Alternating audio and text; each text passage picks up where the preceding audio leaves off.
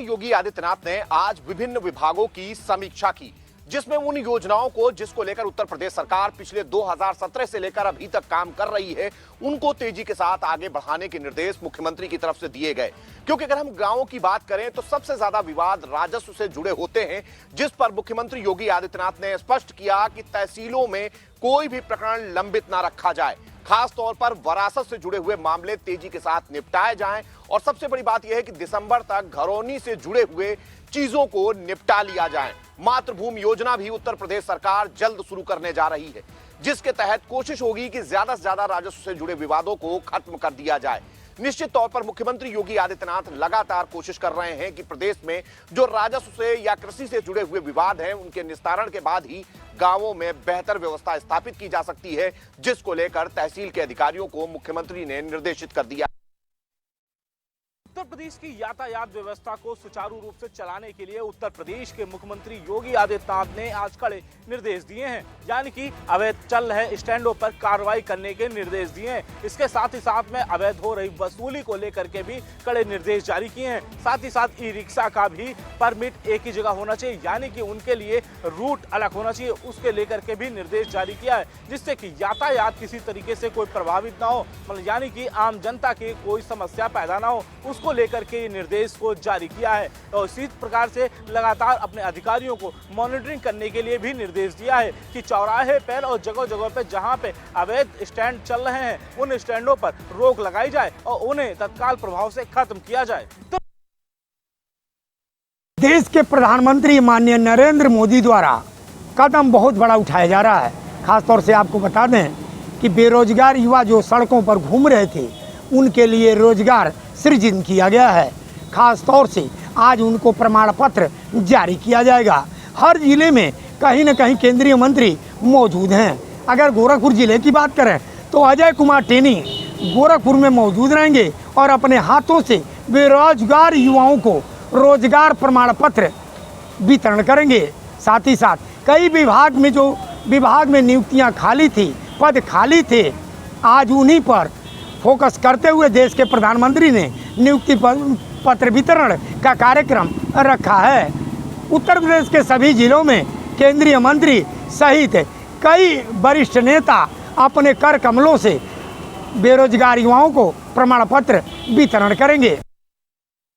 खेलेगा इंडिया तो बढ़ेगा इंडिया स्लोगन के साथ अमेठी प्रशासन लगातार कार्य कर रहा है और युवाओं को खेल के प्रति जागरूक कर रहा है। हम आपको बता दें कि आज जो है सीडीओ सान्या छाबड़ा के साथ साथ अमेठी के जिला प्रशासन अमेठी रामलीला मैदान में छात्राओं के साथ जो है एक रैली निकाली, जिसमें कि युवाओं को जो है खेल के प्रति जागरूक किया गया और रैली 1 किलोमीटर तक चली और लोगों को जो है जागरूक किया गया। जिस तरह से सरकार की इच्छा है और उसी प्रकार से अमेठी प्रशासन लगातार काम कर रहा है और युवाओं को खेल के प्रति जो है प्रेरित कर रहा है। अगर हम बात करें तो सरकार की, तो सरकार लगातार गाँव में भी, अगर ग्रामीण अंचल की बात करें तो ग्रामीण अंचल में भी खेल के मैदान के साथ साथ जो है युवाओं को खेल के लिए प्रेरित कर रही है।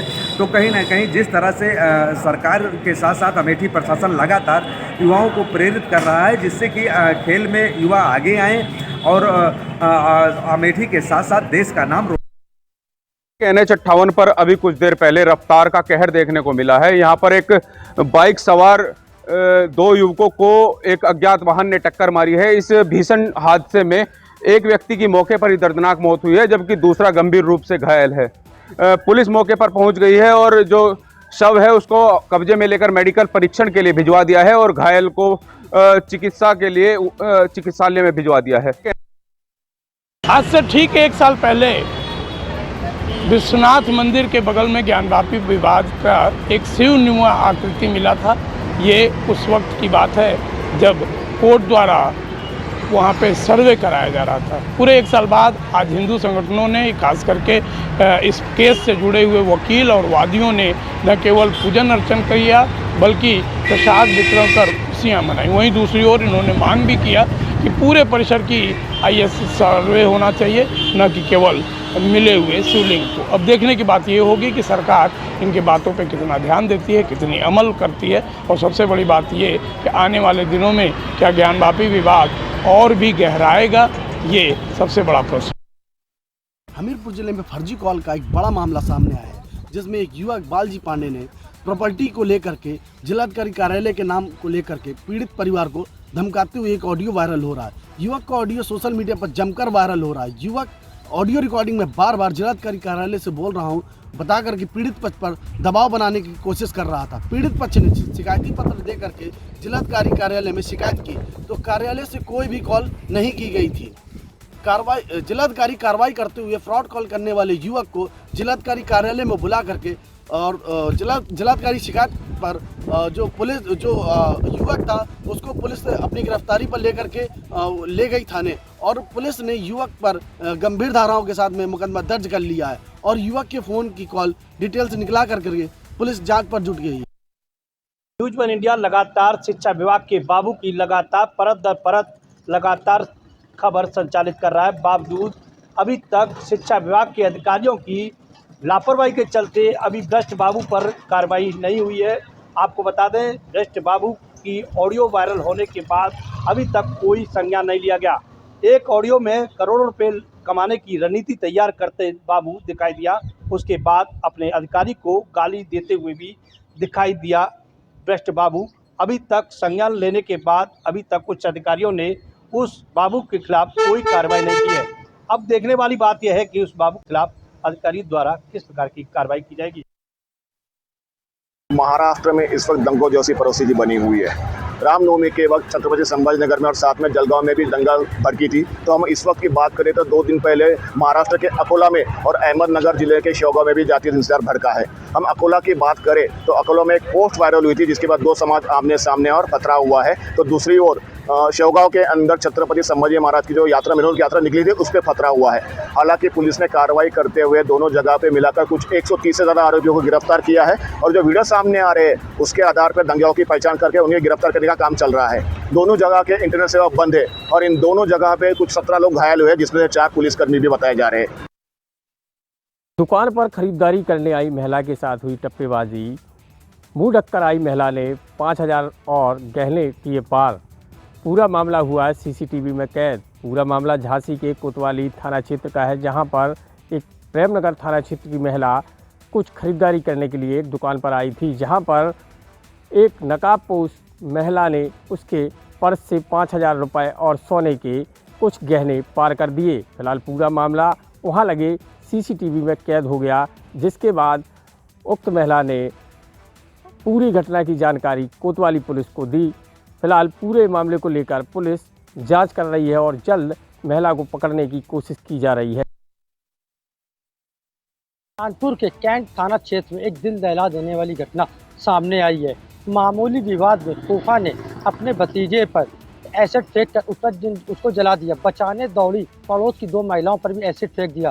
तीनों गंभीर रूप से झुलस गए। चीख पुकार सुनकर आस पड़ोस के लोग दौड़े बचाने के लिए, तो आरोपी फूफा मौके से फरार हो गया। सूचना मिलते ही संबंधित थाने की पुलिस मौके पर पहुंची और एसिड से झुलसे तीनों लोगों को इलाज के लिए जिला अस्पताल ले जाया गया, जहां से 2 की हालत गंभीर होने पर उन्हें हाईलाइट रेफर कर दिया गया, जबकि एक का इलाज जिला अस्पताल उचला में चल रहा है। आपको बताते चले कि यह पूरा मामला कैंट थाना क्षेत्र का है, जहाँ पर भतीजे का अपने फूफा से किसी बात पर विवाद हो गया। विवाद इतना बड़ा कि फूफा ने कमरे के अंदर जाकर एसिड निकाला और एसिड से उस पर हमला कर दिया, जिससे गंभीर झुलस गया था। बचाने दौड़ी 2 महिला सपना व मोनिका भी गंभीर रूप से घायल हो गए हैं। सभी को उपचार के लिए अस्पताल ले जाया गया, जहां पर इलाज चला। इस पूरे मामले में कैंट पुलिस का कहना है कि आरोपी फूफा की तलाश की जा रही, जिसने सबसे पहले अपने भतीजे पर एसिड फेंका, उसके बाद पड़ोस की 2 महिलाओं पर।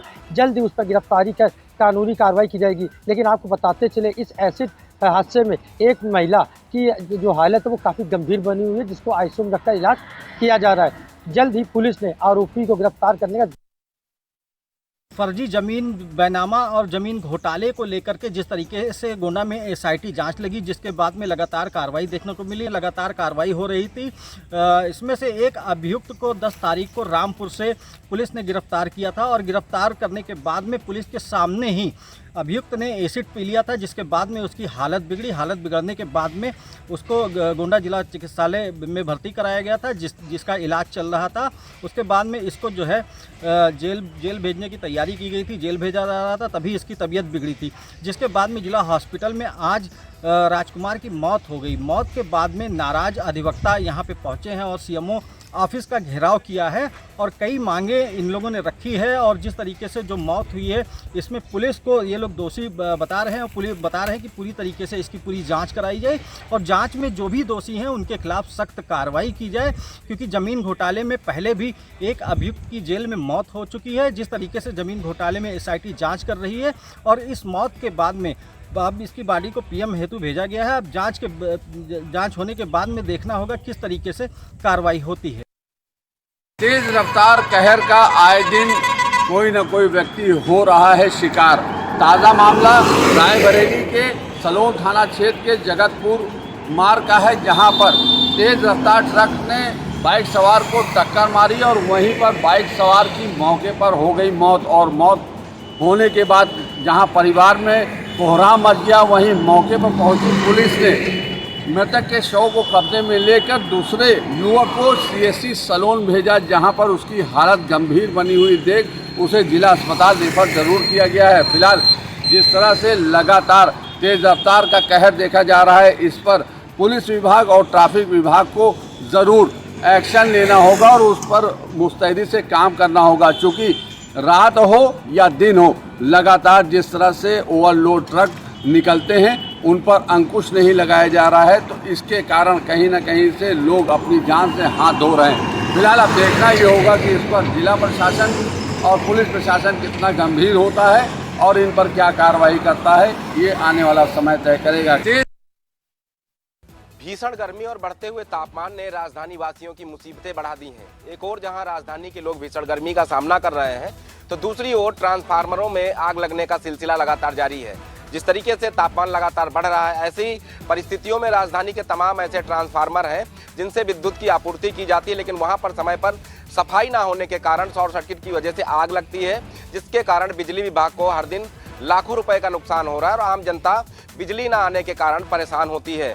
अब देखना होगा कि जो राजधानी के अंदर लगे हुए ट्रांसफार्मर है, उसके आसपास जो झाड़ियाँ उगी हुई हैं उनको कब तक साफ कराया जाएगा, कब तक राजधानी के जो जर्जर ट्रांसफार्मर हैं उनको दुरुस्त कराकर राजधानी वासियों को भीषण गर्मी से निजात दिलाने का काम किया जाएगा।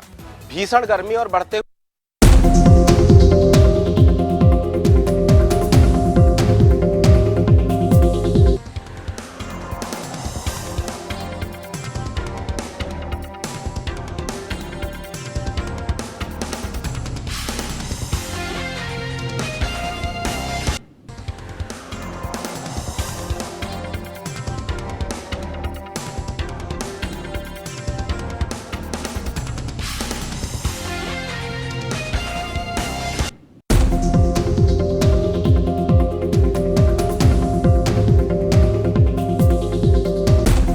हाय रे गर्मी का आलम इस वक्त बहुत तेज़ तर्रार पर है। गर्मी की अगर बात कही जाए तो कहीं ना कहीं गर्मी ने अपना कहर बाद दस्तूर बरसा रखा है। अगर गर्मी की बात कही जाएगी तो 40 डिग्री तापमान अभी तक पार हो चुका है और सुबह के 11 बजने वाले हैं।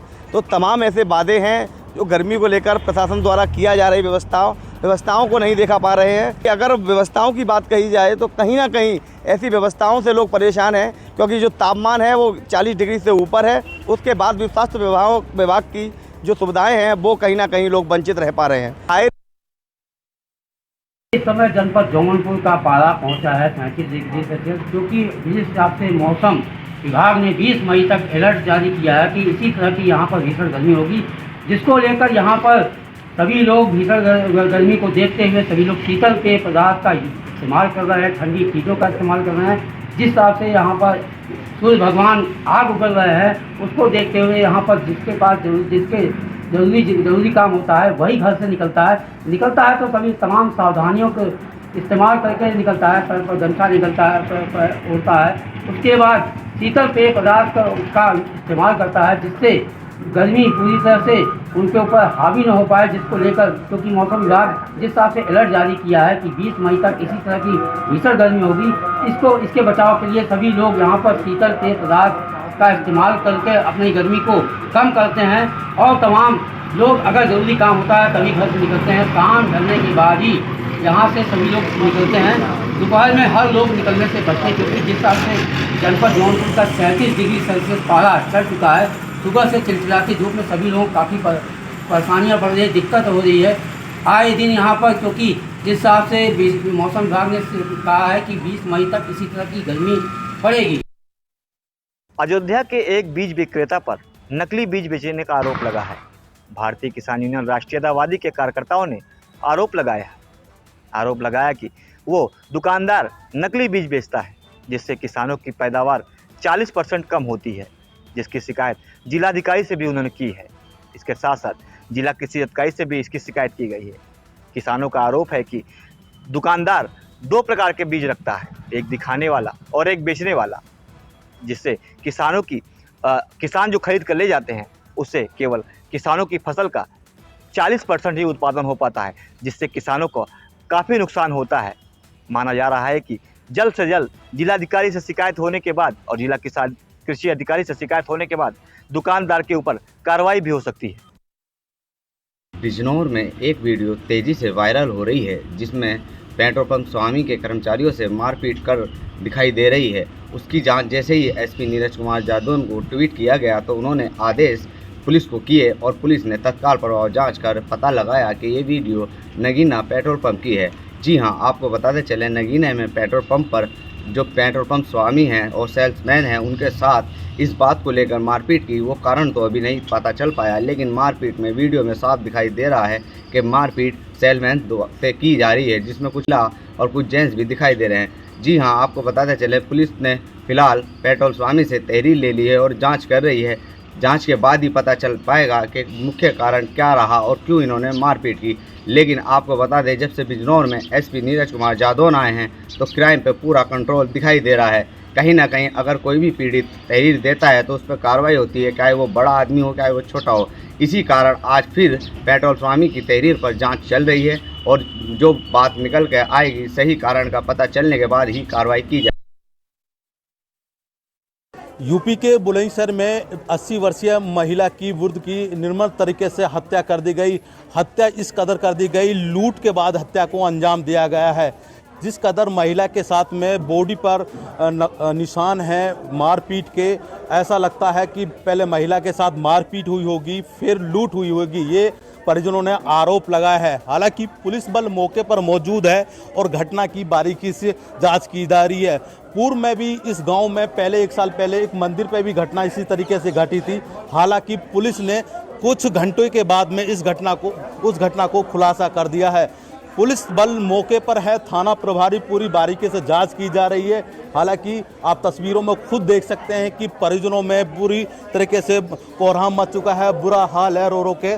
जहां पर 80 वर्षीय महिला के जो बेटे ने बताया है कि यहाँ पर वो रात को इकली सोती थी, जब हमने सुबह आकर देखा तो उसको हत्या करी हुई मिली।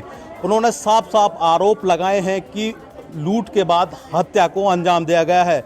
अब पुलिस की जांच के बाद पता पड़ पाएगा कि कौन कौन लोग थे। हालांकि पुलिस बल मौके पर है, फोरेंसिक टीम मौके पर बुलाई गई है और नमूना लिए जा रहे हैं, पंचनामा की कार्रवाई की जा रही है। जब तक जांच पूरी नहीं हो जाती अब देखना होगा कि कौन कौन लोग थे, सीडीआर के आधार पर।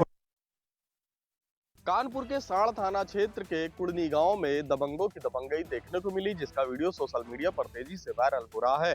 आपको बताते चले कि पूरा मामला साड़ थाना क्षेत्र के कुड़नी गांव का है, जहां पर दबंगों ने पुराने विवाद में एक चौराहे पर युवक को घेर लिया। देखते ही देखते दबंग पहले युवक को गाली देते रहे। जब युवक ने गाली देने का विरोध किया तो उसको लाठी डंडे और बेल्टों से बीच सड़क पर ही पीटना शुरू कर दिया। सरे बाजार ये घटना होती रही मगर कोई भी बीच बचाव करने नहीं आया।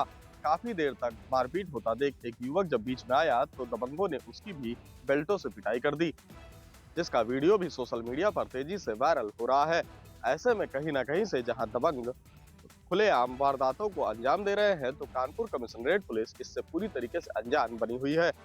अब देखने वाली बात यह होगी कि सोशल मीडिया पर वायरल हो रहे इस वीडियो में दबंगों के खिलाफ साड़ थाना पुलिस कोई कार्रवाई करती है या नहीं। 12 वर्षीय बालक का शव मिलने के मामला अब तूल पकड़ता नजर आ रहा है। परिजनों और गांव के लोगों ने एसपी ऑफिस का घेराव किया है। दरअसल पूरा मामला महाराजगंज थाना क्षेत्र के फेरेव गांव का है, जहां पर जंगल में पेड़ से लटकते 12 वर्षीय बच्चे का शव मिला था, जिसको लेकर परिजनों ने हत्या की आशंका जताई थी, लेकिन पुलिस ने आत्महत्या में मुकदमा दर्ज किया था। उसी की नाराजगी को लेकर आज परिजनों और गांव के लोगों ने एसपी ऑफिस का घेराव किया है और पुलिस अधीक्षक से न्याय की गुहार लगाई है। फिलहाल पुलिस अधीक्षक आलोक प्रियदर्शी ने पूरे मामले को संज्ञान में लेते हुए जांच का आश्वासन जरूर दिया है। अब देखने वाली बात यह होगी कि जांच में आखिर निकल कर आता क्या है। पुलिस अधीक्षक अशोक कुमार शुक्ला की पैरवी से पॉक्सो 8 में बंद एक शख्स को 7 साल की कठोर सजा अदालत ने सुनाई है। आपको बताते चलें कि 2015 में कोतवाली गंज के अंदर ये मुकदमा दर्ज हुआ था, कोतवाली के अंदर दर्ज हुआ था, जिसमें पुलिस और पुलिस के पैरोकारों ने ज़बरदस्त पैरवी करने के बाद उसको उसके अंजाम तक पहुंचाया। ये मामला 2015 का था, जिसमें एक नाबालिग के साथ दुष्कर्म किया गया था। दुष्कर्म करने के बाद उसकी हालत बिगड़ गई थी, जिसको आनन फानन में पुलिस ने जिला चिकित्सालय भर्ती किया था, जहां उसका उपचार हुआ था। जिसके बाद एफआईआर दर्ज हुई और एफआईआर दर्ज होने के बाद जब विवेचना हुई तो ये दोषी पाया गया। मुरादाबाद निवासी ये युवक जिस तरह से रामपुर में सजा पाया है, ये अपने आप में बड़ी बात है, क्योंकि ऐसे दरिंदों को 7 साल की सज़ा नहीं होनी चाहिए, बल्कि या तो इनको उम्र कैद हो या फिर इनको फांसी की सज़ा हो, क्योंकि ऐसे दरिंदों को रहने का समाज में अधिकार